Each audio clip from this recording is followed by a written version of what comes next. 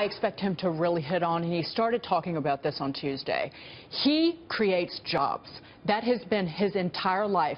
He knows what kind of policies it takes to get a business to want to hire people, and he employs people across this country. The three guys standing on stage with him, they're career politicians.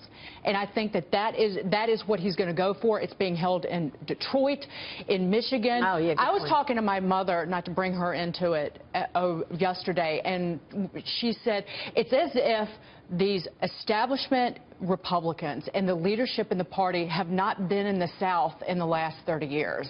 She said these towns are wastelands, and these jobs, they went to Mexico and China. Yeah. That's exactly where they went. Furniture jobs, textile jobs, other types of manufacturing. And she's like, and now people are finally have a candidate who they feel like will fight for them. And this is a moment in time for the economy, Alan, you could probably speak to this, that it's playing well for Donald Trump because people are nervous. They're worried about losing their jobs still. Have things gotten a lot worse since the last time we saw you? Good question. In terms of getting worse, I think what we're seeing is the beginning of the indications of a bit of a decline.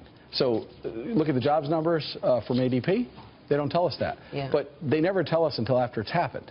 So it's more anecdotal, it's more instinctive, but I do think that we're losing some momentum in the labor market. Look, we've had 8+ years of growth, and something. All these systems are imperfect. They have to have a breather. Are we going to see the labor participation rate start to creep up a little bit? We're starting to see a little bit of wage inflation. I mean, with those two things, that could lead to a healthier economy for us. You're going to see. I think you're going to see the participation rate move up. I also think there's some interesting anomalies in the data now. There's this notion that because of Obamacare, again, this concept, smaller companies are having to lay folks off, professional level folks. What's happening, though, is they're reemploying them through LLCs. So there's anecdotal evidence that if you look at IRS filings for new smaller businesses that are sort of individual operators, that may be on the rise, while overall small business is declining. I want to talk more about this. I know you've got some data on this, and want to get your sense of what's going on in terms of new businesses being created versus companies going out of business. But real quick on politics, Dagan, do you read anything into the fact that the Koch brothers have now said, look, we're not going to get in the middle of this. We're not going to try to block Donald Trump. Because they're smart. Why are you going to come out, and this is to everybody who's trying to take down Donald, the people want him.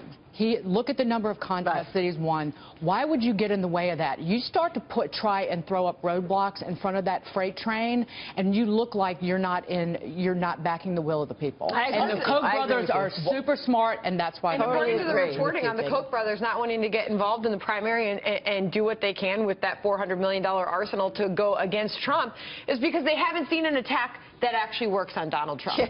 Also, that would be hypocritical of them because they have always said from the start they're not going to get involved in these primaries. They're not going to endorse a candidate. They said it from the start, and so it's good they're backing up their talk.